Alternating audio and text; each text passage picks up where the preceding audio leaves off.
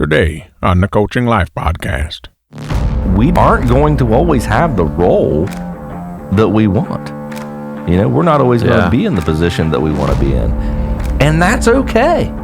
It's okay not to have what you want, you know, all the time. Yeah. It's okay to not be doing what you want to do. What's not okay is not to perform your role to the best of your ability. That's a huge lesson that we have to learn in life. One day, a couple of guys sat down for lunch and a conversation began.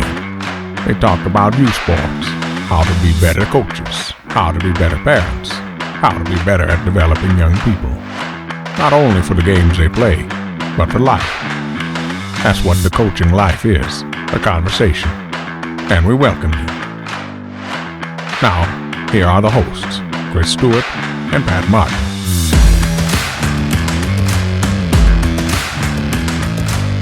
Welcome to the Coaching Life Podcast. My name's Pat Martin. I'm here with my good friend, Coach Chris Stewart. Coach, how you doing today? Feel good today. It's a nice day outside. Nice fall day. Students are walking around. This weather's been phenomenal. Coach, we're planning so my team is the Package and Productivity Solutions team. This is your day-to-day job? Yes. Your day job, I should say. The Office of Information Technology at Ohio University. We're planning a retreat where we're planning a retreat where we get together all at the same time in the office in person. Imagine that. You miss each other. You really do. Yeah. I'm actually excited about it. I'm not really one to get all excited about things like that, but I'm excited to see. I haven't seen well, that's not true. I have seen my boss at a couple ball games over the past 2 years, but I haven't seen him in a work setting for over 2 years. Wow, it's crazy. Went that way.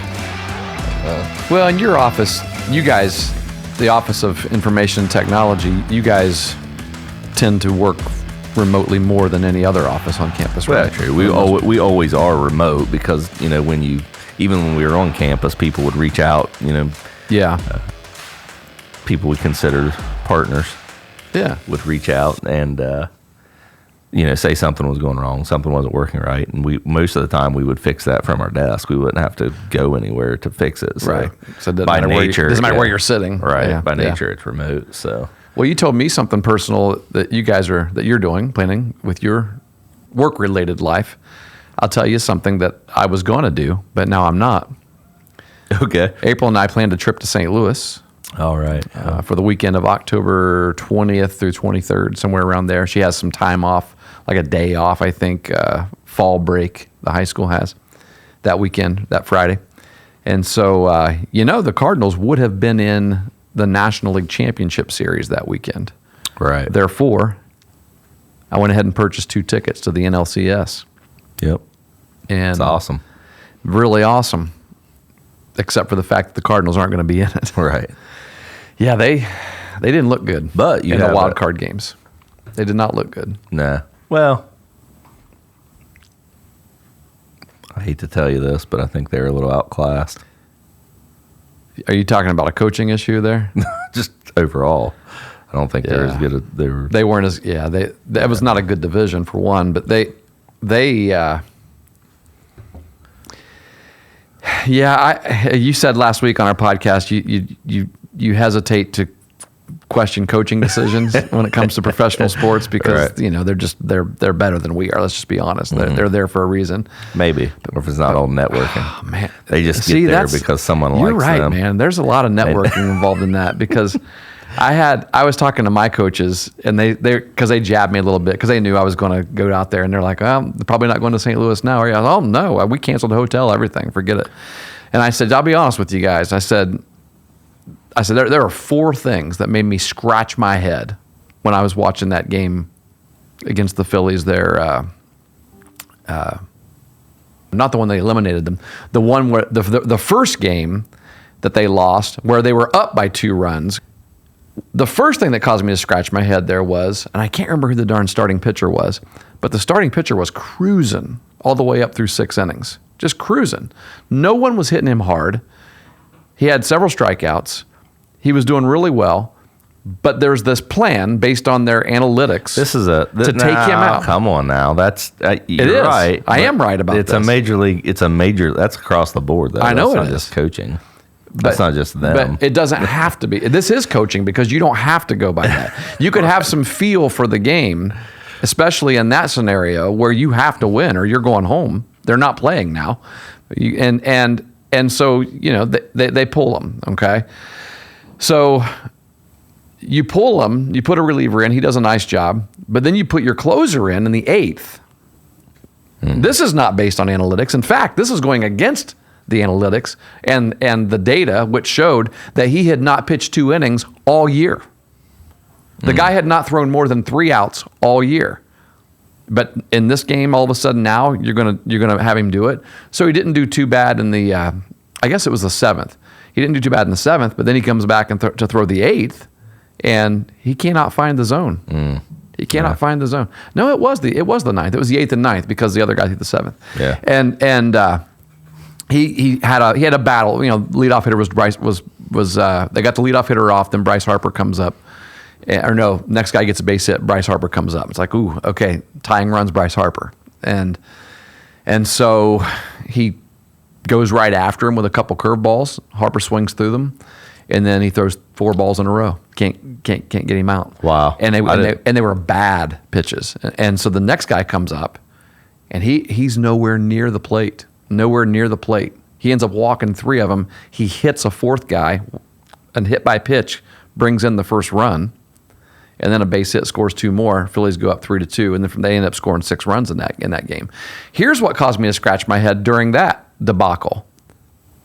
No one. Now maybe there's a rule about this. Are there rules about going? I mean, I know that it would have been the second trip if the manager goes out to talk to him, right? Yeah. Which means it's second, yeah, and so he's got to pull that guy. Can Molina not go out and talk to him? Can we not get somebody up in the bullpen? There was nobody up thrown in the bullpen.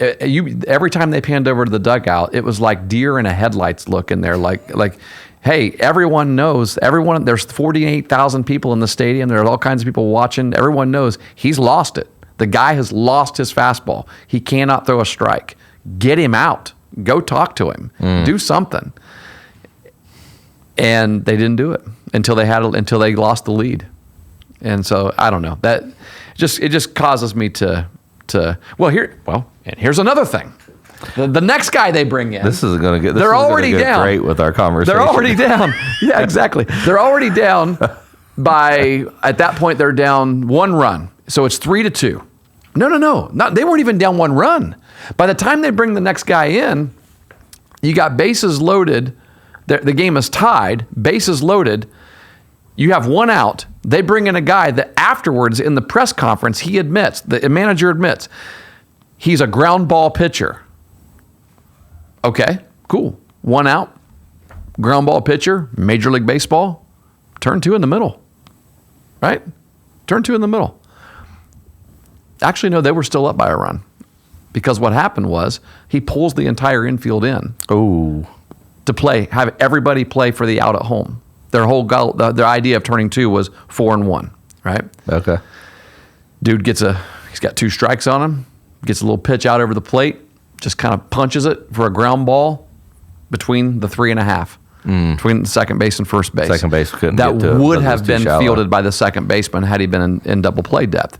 However, they still may not have gotten 2 double play. But here's what would have happened: they would have at least gotten 1 out. They didn't get any outs out of it. Base hit, scored 2 runs. Now you're down 3-2 instead of being potentially tied 2-2 with 2 outs. With 2 outs. Because what happens with the next hitter? Hard ground ball to first base. First baseman fields it, comes home with it. Now the catcher has to make a tag. Molina has to make a tag because now there's runners on first and third. That runner breaks for home. He's thinking, I don't want to give up any more outs or any more runs. We only have 1 out still. He throws it home. They don't get that out.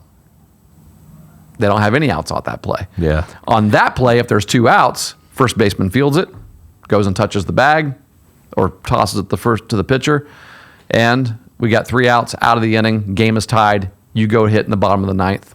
See what happens. Instead, they go into the bottom of the 9th down 6-2. So I don't know.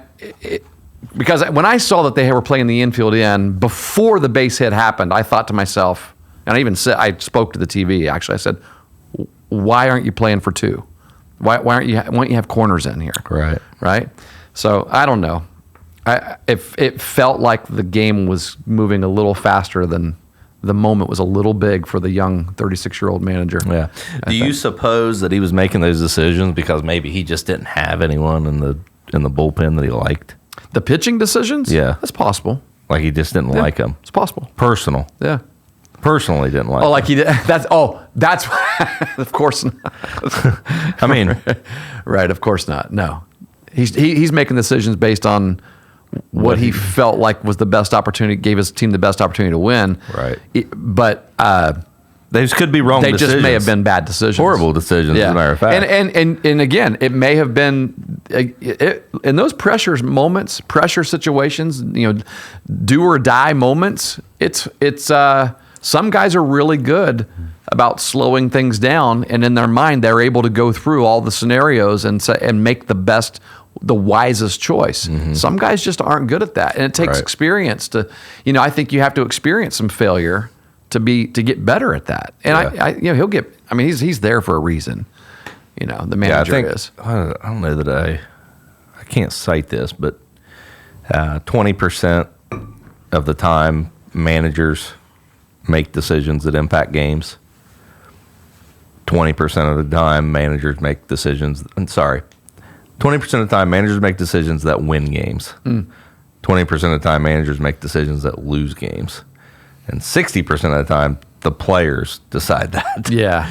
The better managers stay on that upper end more than they do the lower end. Sure. Right? If you're on the upper end, then you have an 80% chance. Right. And a lot of that is just putting your players team in position to win. Right. Yeah. It's not the decisions that you make that really have an impact ultimately, Right. but it's putting your players in position to win.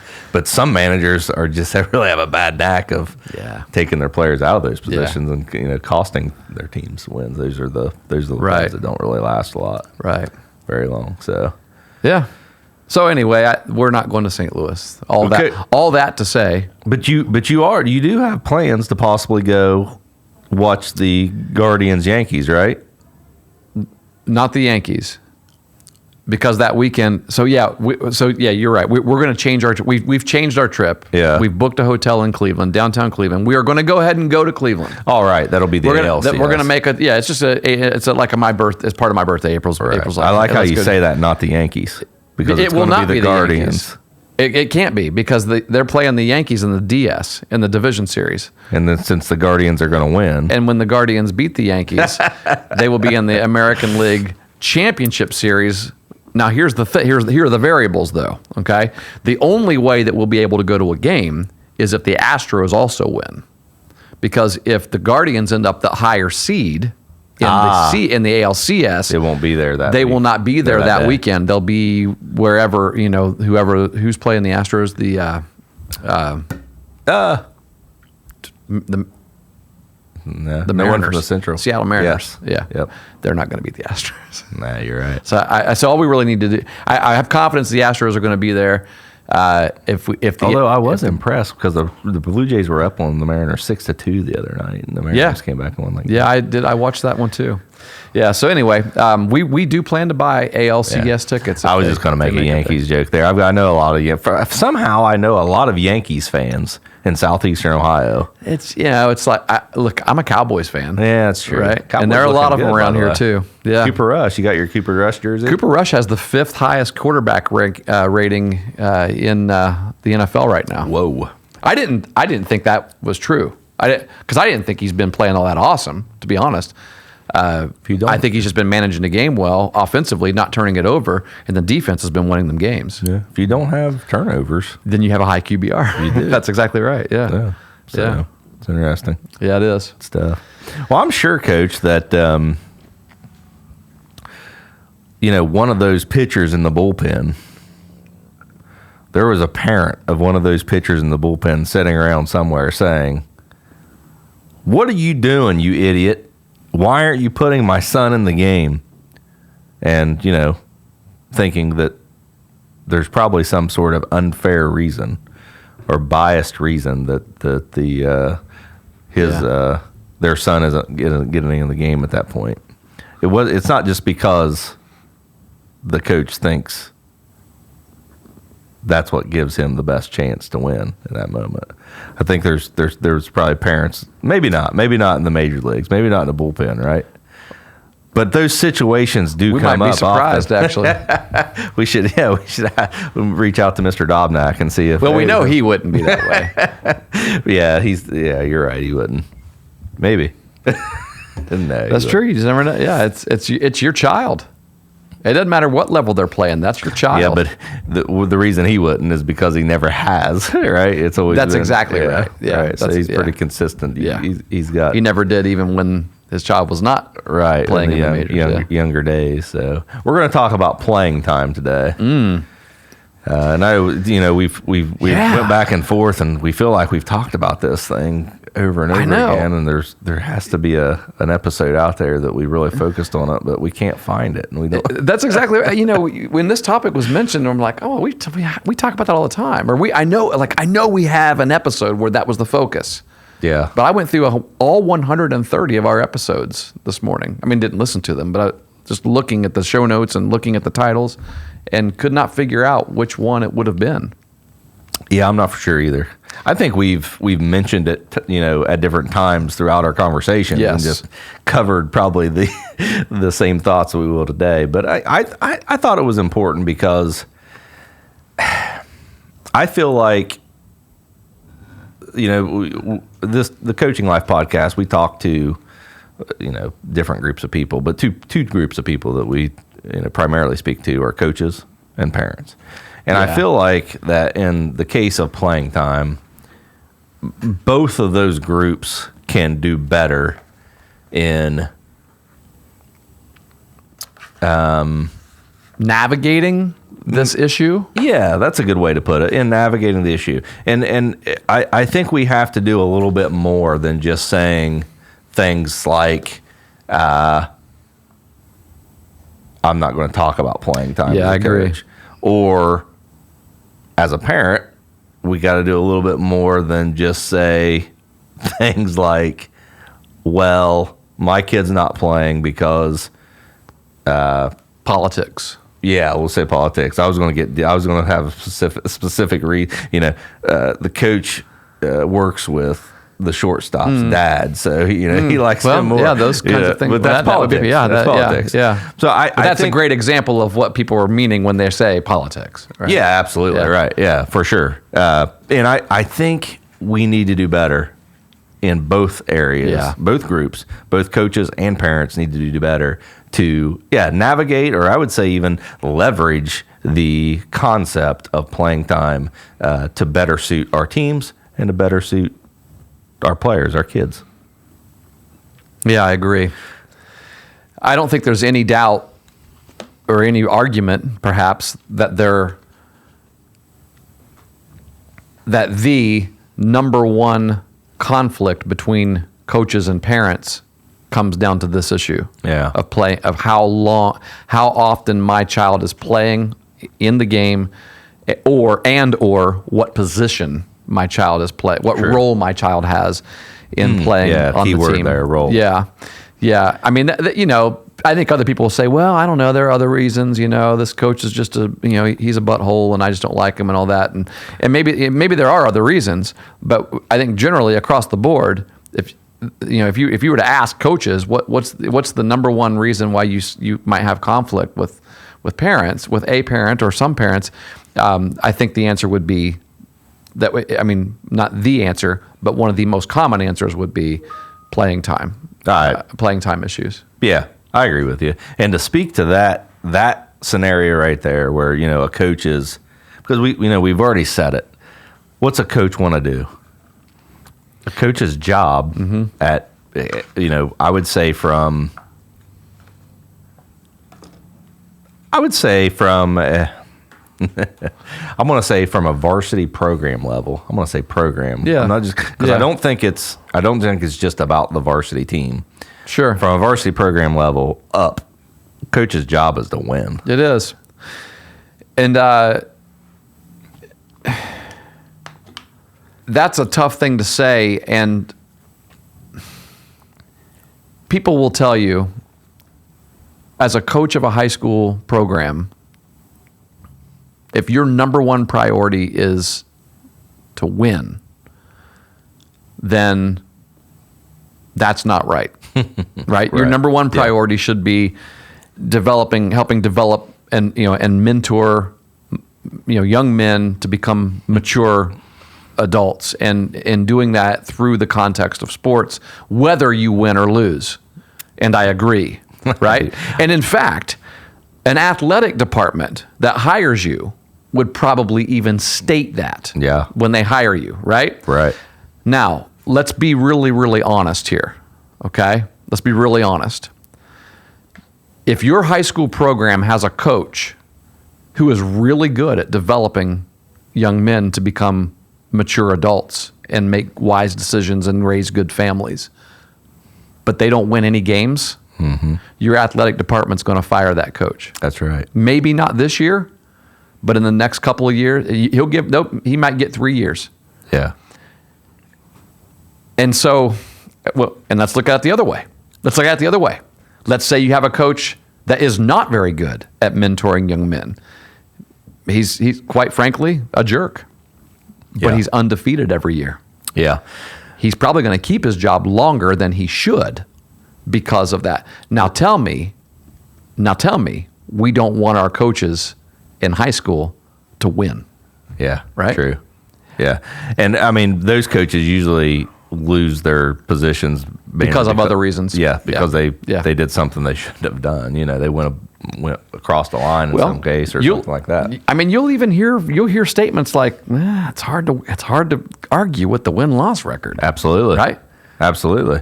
You definitely hear that. And so it is about winning. Yeah. And here's my thing with that, and I know this is how you are as well. My definition of winning starts at that win-loss column, but it doesn't end there. Yes. My definition of winning, and as the head coach of Megs baseball, our definition of winning starts at the win-loss column and really ends with that development of the person. Yeah. That's part of the definition of winning. Yeah, I've told guys before, to use the language that you're using right now, it starts in the win-loss column, but it ends tonight when you lie your head on that pillow. Yes. What kinds of things did you do when you got home this evening to show your parents that you're grateful for them, to serve your family? Absolutely. That's where it ends. But I think that is where we, as parents, we get things mixed up. Because of the playing time issue, right? Because of that metric, that individual stat that we're talking about, we lose sight of the back end of what it means to win. Yeah. That definition of win doesn't always include what you're doing on the field. And I think that's very important. And I think that's, something that we have to dive into as coaches and parents. And I think that's where I wanted to go today with it. Cool. Yeah. Well, can we go back to something that you said right at the beginning, and that is, you mentioned that you think we need to get beyond the coach saying, we're not going to talk about playing time, right? Yeah. Because I'll tell you, that's an area that I think I have evolved in a little bit. Well, I know I have. Because as a younger coach, that was a definitive statement that I always made. In a parent meeting, in our team manual even, I said, in big bold letters, we will not talk about playing time. And I was primarily speaking to parents there, right? Right. Because I do and have really always talked with players about playing time. Sure. And I think in many ways, in stating that, what happens is you kind of immediately up front put this wedge between you. And maybe some coaches are like, that's a good thing. I want there to be some separation between me and the parents. Right. I get that. But it's divisive in a way. A wedge is not separate. It's not a boundary. A wedge is divisive, like you're saying. Yeah. And it kind of starts things off on the wrong foot. You know what I mean? You're saying, there's open communication policy, except. Yeah. Well, and here's what I did with myself. I asked myself, okay, why? Mm-hmm. What's my reason then for saying I will not talk with parents about playing time? And some reasons are good, but others are not. Because I mean, honestly, what am I afraid of there in talking about playing time? Well, sometimes I might just be afraid of confrontation. Yes, I don't like confrontation. I'd say that's the large majority of it. I hate confrontation. Yeah, exactly. Sometimes it might be, the fear of having to articulate the reasons, or not being able to, and defend your decisions. Yeah. And sometimes it's harder to defend your decisions because perhaps the players that are playing in front of the kid in question haven't been executing things very well. Very good. Right? Yeah. Even though you still believe that those are the right players to have in the game. The other times it's hard to articulate your reasons is because you're going to hurt the parents' feelings. Yeah. If you're honest with them about why, right? And so that's another possibility. And I think sometimes, I'll throw this one out there. Sometimes I think having that definitive, we will not talk with parents about playing time kind of keeps you in control. And anytime you have to have a conversation like that with someone, you kind of feel like things are out of control, don't you? Yeah. Like the last thing you want in your program is divisiveness and disgruntlement. But here's the problem, I think. Just because you're not talking about it doesn't mean your program doesn't have a problem with it. True. You know what I'm saying? The proverbial hidden dragon. It's going to be out there. Yeah, it's going to be out there because there's going to be disgruntlement about playing time. If they're not talking with you about it, they're talking with other. They're getting on social media and creating groupthink about it, right? Yeah. Groupthink is you post a disgruntlement about a coach or playing time, and then all of a sudden you got 36 comments within the next 15 minutes of somebody jumping on board who have no clue what exactly has happened, but they like you, right? And they want to support you. Story. Yeah, exactly. Yeah, yeah. That's what groupthink is, and it ends up just being a mess in that situation. And so you may as well open up channels and avenues to have these kinds of conversations with people, players, as well as parents. Yeah, absolutely. And I think that's why I wanted to talk about this today, because,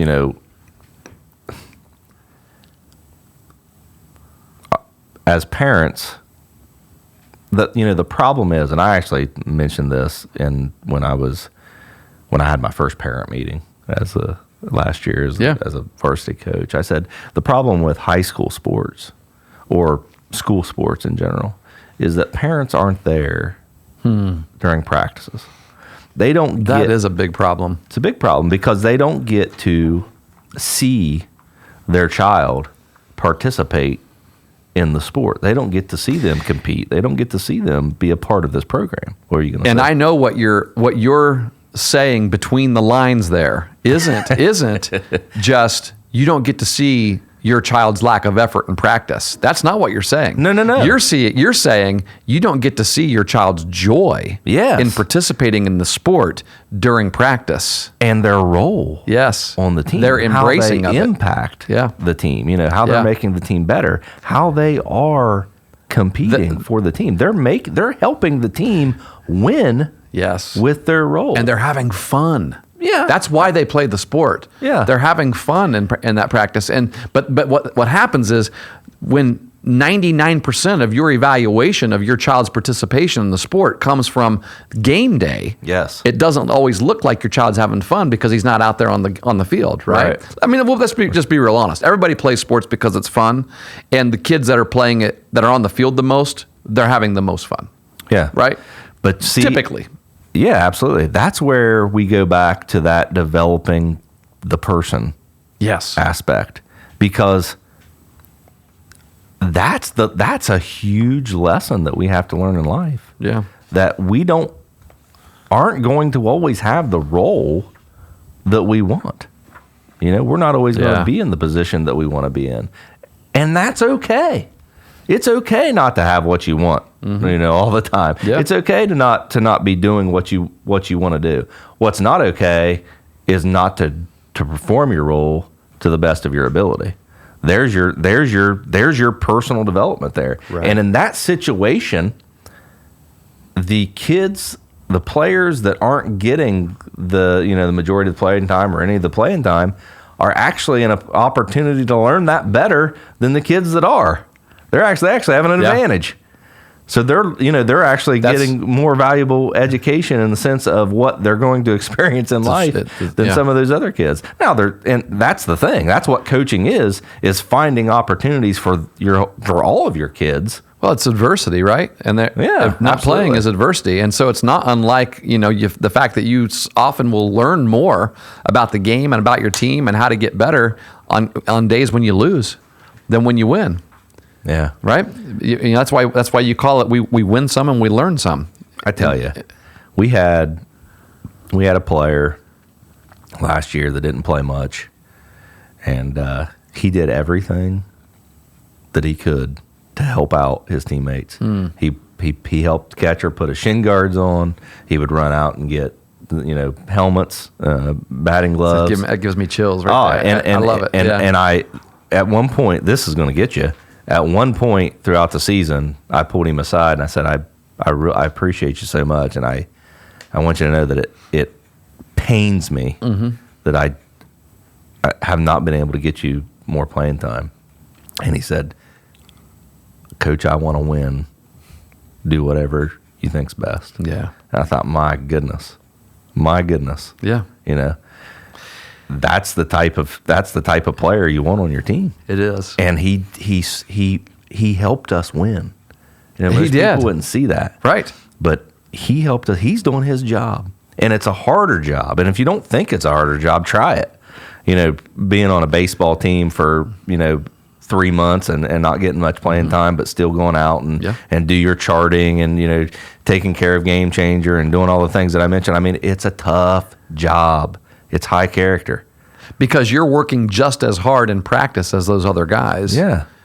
In most cases, a kid is doing that. Right. And not getting the reward of being on the field. And so he has found his reward in doing those other things, in serving his teammates. And what else is there as a parent to be proud of? I know.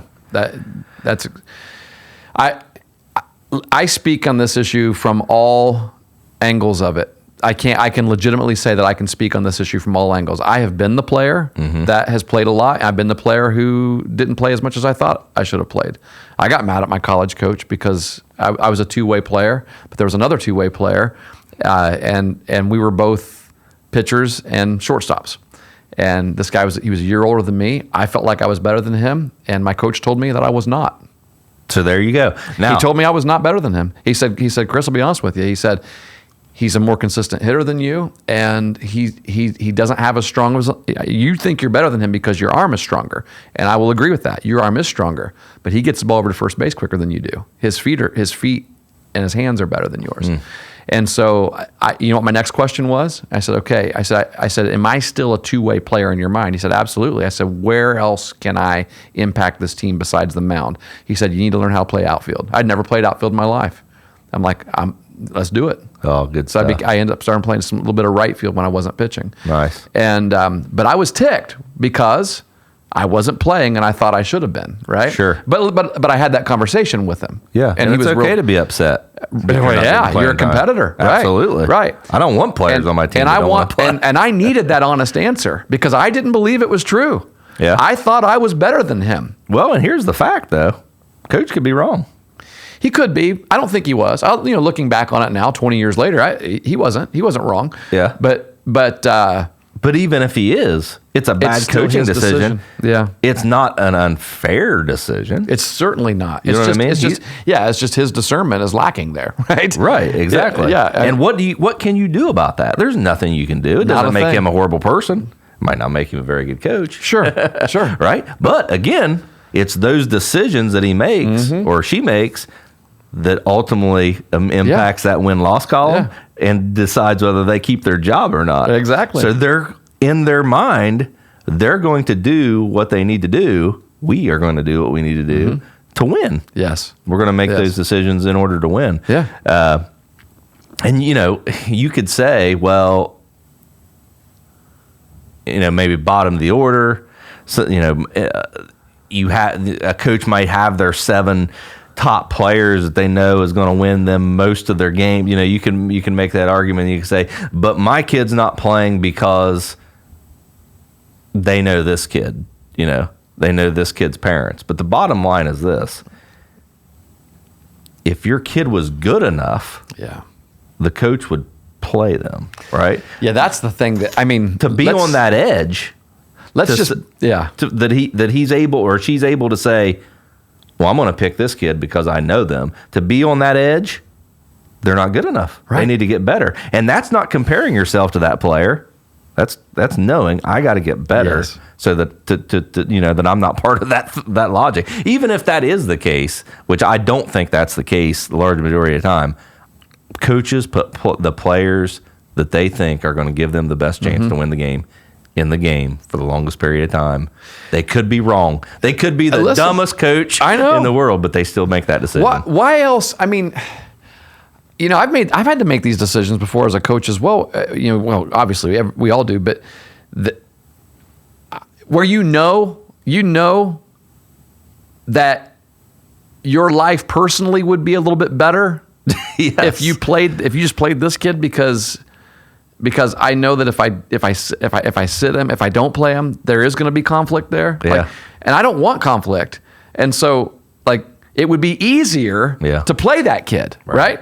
But if I truly don't believe that's what's giving me the best chance to win, giving our team the best chance to win, then I'm going to make that hard decision. Yeah. And therefore know that you've just created conflict, or perhaps in some cases I basically created a situation where I lost friendships. Right? Right. Yeah. That's where you bring back that when you lay your head down on the pillow at night. Yes. That's a good life lesson. I know that everybody. I made the best decision But let's go back to something you said a minute ago. You talked to that kid that was serving his teammates. And one of the things you said was, it pains me. You looked at him and said, it pains me to not be able to play you more. Yeah. Right. Why do you, and let's just break that down. Let's break that statement down for a second. Why do you have to say not be able to play you more? Because on a varsity team, in a varsity program, the best players play the most, right? Good players play a decent amount. Mm-hmm. They don't even play every day. No. I had some players last year who I know, they're good. They were very good players. And there were times when they kind of didn't perform well. Yeah. Right. So that was another good player played in front of them. Yeah. And those are tough ones. Because usually it's the good players who don't understand as well why I'm not playing today, but I did yesterday. Right. And the bottom players, the ones that are at the bottom, they don't play very much anyway, and they kind of understand. But that's also a reality, and that's what you're telling that young man is you're a bottom player. Yeah. And so I when I say I wish I could, it means I can't play you, and in good conscience know that I put the best team on the field. Right. Absolutely. That's a hard thing to have to say. It is. But you have to say it. Yeah. It does bother and you have me. To like hear it. When I lay my head down at night, it bothers me that I aren't able to do it. But it doesn't bother you because of an integrity issue. No, it bothers you because you have compassion for that child, and you feel bad to have to say something to him that doesn't make him necessarily feel good in the moment, but it's going to help him in the long run. Yeah. If the opposite was true, and I made the decision, to make me feel better about myself, I wouldn't feel better about myself. Yeah, you'd have a different reason worse. You couldn't sleep that night. Yeah, exactly. Yeah. For sure. Yeah. Yeah. I think, one thing that coaches can do, and you kind of talked about it there, I think there are, groups of players, when you look at your program, regardless of what sport we're talking about, there's those players that, it's usually because they have, speaking on, high school terms, elite skill. And I would say, you elite skill or elite impact. We'll say impact because it's not just skill; it's their awareness, their IQ, their physical, and everything that they bring to the table has an elite impact on the game, a great impact on the game. You have those people. You have those players that, like you said, are kind of in and out of the lineup based on who's hot. Right. And then you have the players that probably aren't going to get a lot of playing time unless the situation calls for it or unless something crazy happens. You know what I mean? In practice, the injuries happen, or maybe they just start really looking good, and then they get bumped up to that into that good player group where maybe they do get some time. I say all that not to talk about the terms that we use or the groups, but I say that to say it's important for us coaches to communicate that with our players, to let them know, hey, this is kind of, before the season starts, this is kind of how I see you. Yeah. And, I had conversations with players last year where I said, and I plan to do this going forward. I always want to do this, and I always want to be, to have that open line of communication with my players going forward, that I want you to think about the role that I'm asking you to fill. Yeah. It's an important role. I believe that you bring value to the team in this role, but I want you to think about it. I want you to go home and talk to your parents about it. And I want you to decide if this is a role that you want to participate in, because it's just not my decision. I'm not a dictator. I can't force you to be in this role. I'm asking you. I'm asking you to be on the team, be in the program, serve this role for me. It's important. It's valuable. Yeah. But if you can't do that, I don't want you to do it. It's not what's best for you, right? We do that all the time. When we go to work in the morning, we make that decision. Is this role that I'm serving something that I want? Does it make me happy? Am I happy today? Maybe not, but it might be the role that we need to be in, right? But if it's not, sometimes we have to make the decision to move on. Yeah. Right? Those are life decisions we have to make. And I think it's important that we empower our players, our people that make up our program, to make those types of decisions. To understand that as a coach, we're filling a role where we have to make these decisions. Right. It's not necessarily something that we always want to do, and all the decisions we make don't make us happy. But that's our role. That's what we have to do. And you have a role too. Yeah, I think it's important. That's good stuff. Yeah, that's real good stuff.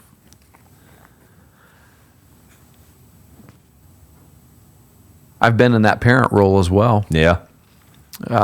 Me too. Had a child, my kids have all been fortunate to really, get a lot of playing time. And then, Brock went to college his freshman year. He and another freshman catcher caught every game together. They split time. So about 50% of the games he caught. And sometimes even when he wasn't catching, he was DH or played a little bit of first base. The next year, they had a JUCO transfer come in. Stud. Who, ironically enough, is playing for the Savannah Bananas right now. Really? All summer long. Yeah. Yeah, Vinny's playing. Yeah. Yeah. Have you seen him on videos? Oh, absolutely, yeah. Oh, no. Yeah, he's got a little shtick also that yeah. He's good. Awesome. Yeah, and all these guys are good. He was good. Yes. That league's good. Yeah, listen, he wasn't just he didn't just become the starting catcher. He was their leadoff hitter and hit 328 that year. I remember when he came in. And then he transferred out. And but I remember how difficult that was. I remember how difficult it was for Brian. And here's the funny thing. Like in the fall, when we'd go and watch the team. That was the first time I'd see the new players. With the returning guys, and I saw this kid. I'm a baseball guy. I feel like I have a pretty decent view of what talent looks like. And I remember we were sitting over at Bridgeport. They were playing against Fairmont State in the fall, and I see this kid, and I'm like, this kid's good. And so I, they played a doubleheader, and then I talked to Brock afterwards. We took him out to eat and everything, and I said, hey, what's when you guys in your preseason coaches, your meetings with your coaches, I said, what have they communicated to you that your role is? Like where do they see you this year? And he said, well, you probably saw Vinny catch. I said, yeah. He said, he's good. I said, right. He said, so I'm going to be backing him up. So he was starting his freshman year. Sophomore year, he was now going to become a backup, right? And He said, I got the opportunity. He said, they told me I'll have the opportunity to fill in some DH role, but that's just going to depend on how consistent I hit. Yeah. And so that year he played the least amount. His sophomore year he played the least amount of what he ended up playing. The rest of his career, his whole career there. Yeah. But it was hard as a parent to see your child not get to play as much, as you maybe thought. Because there were days too. There were weekend series and things like that where he didn't play at all or something, and I'd go, yeah. Why? Certainly he could have done a better job at first base than the one they had, or something like that. But there are probably some reasons for it, right? Maybe he was banged up a little bit. Maybe he didn't have a good week of practice.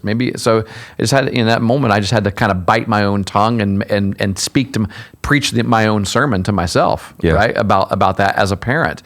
I had to put on some coaching shoes and look at my parent self and say, shut up.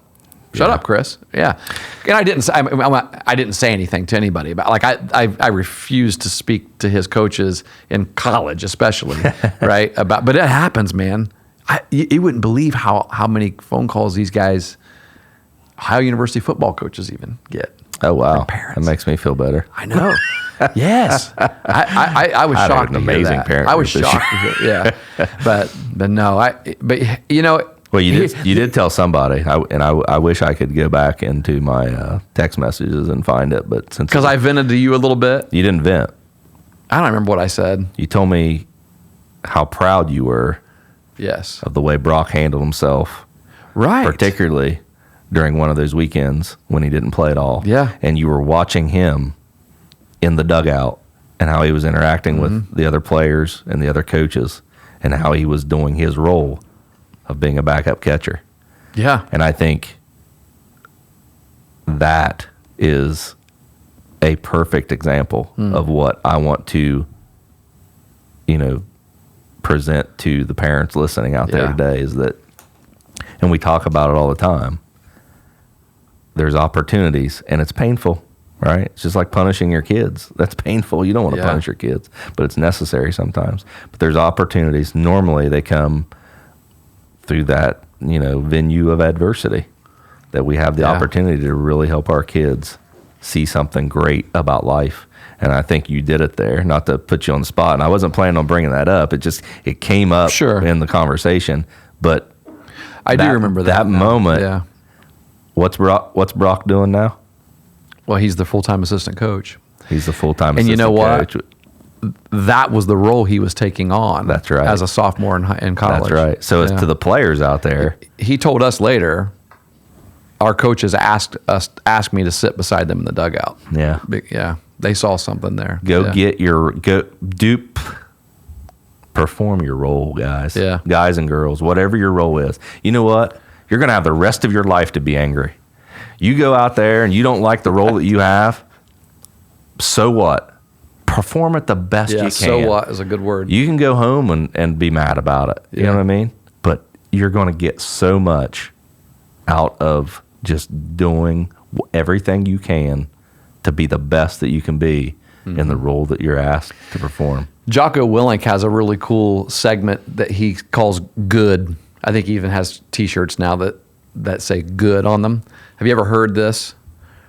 He talks about anytime something happens to you that is adverse, something that you don't like, respond with good. Yes. And then give yourself a reason why it's good. Like, okay, I'm sitting the bench today. Good. That's going to give me an opportunity to see if I can handle this and still be positive. Good. I'm going to serve somebody else and help them be the best they can be. Good. And he's just like, just do that with everything. And he said, it will change your life. It will change everything about your outlook on anything you do. Just respond with good. Yep. And then give yourself a reason why it can be a good thing. There you go. Because and here's what he says, because there is a good reason.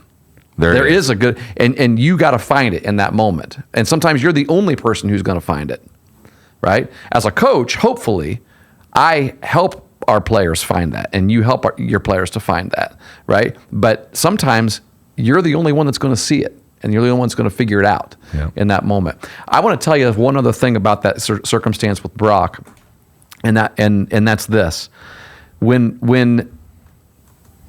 when those conversations hadn't yet happened, but like we could all sort of sense it, like, okay, you're not playing as much, right? He kind of looked nervous. He seemed nervous to tell me about it, to tell me not only about that he'd lost, that he had lost his position in some ways, but that he was okay with it. Like he was in many ways defending his coaches sometimes, right? There's another star right there. And the point I'm making about that is like he knew that there is disappointment disappointment vibes coming from me. Yeah. Right? Now, whether that is felt disappointment in him because he's not playing, that's not the case. Like as a parent, I can tell you, I'm certainly not disappointed in him for not playing or whatever. What I'm saying? Right. But I think sometimes your kids are more nervous about them not playing because of how you feel as a parent. Absolutely. Than they are about themselves not playing. That's the point. That's the point that needs to be made, is we need to do a better job as parents letting our kids know that, hey, I'm proud of you for the role that you're performing. I've had players on my teams before who I like, they weren't playing much and their demeanor was good. Like they were working hard in practice. They were real positive, jovial with me, and then something changed. Like all of a sudden their demeanor changed, and you're like, what happened? And then you have like an assistant coach say, hey, by the way, did you see so-and-so's mom or dad's post on the internet? And it just happens to be right around that date when that demeanor changed. You know what I'm saying? Yeah. And so you're thinking, well, he seemed like he was fine about his role, not satisfied, but accepting of it. Right, embracing it. In that moment, in those moments. But were there conversations that happened at home, away from the field, that maybe sort of gave him a different perspective? That perspective being the disappointment that he feels from his parents about the fact that he's not playing as much, or she, it could be any, and I think we got to be careful there as well as parents, because you're basically saying the validity of you playing the sport is linked to how often you're on the field. Yes, and you know what that is not winning. No, it isn't. It's not teaching your child how to be a winner either. Yeah, it's really not. It's really not. Good talk today, Coach. Mm-hmm. If you disagree with anything we say, reach out to us. Let us know. Please do. Tell us where we're missing the spot. Yeah. Well, we've hit our time limit, haven't we? Yeah, we're going to have to get out of here. We're at 1 o'clock. There's people waiting on us. Yep. Some dude out there just waiting on us. He keeps giving us. He gives us the. He's giving us that look like, are these guys going to finish up or not? So, let me ask you something real quick. What have you been drinking over there? It's a secret. Is that Kool-Aid in that water bottle? No, it's one of the. What is it? It's Kool-Aid. It's your pre-workout drink. It's the the aspartame Kool-Aid. Doesn't have sugar in it. Right.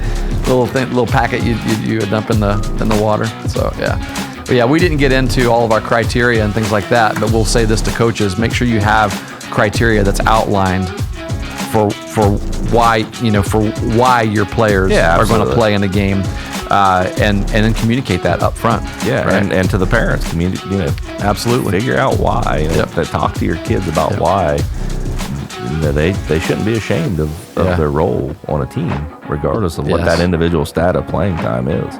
Without a doubt. We need to do that for our kids. We need to do that for our programs. And really, we need to do it for our society.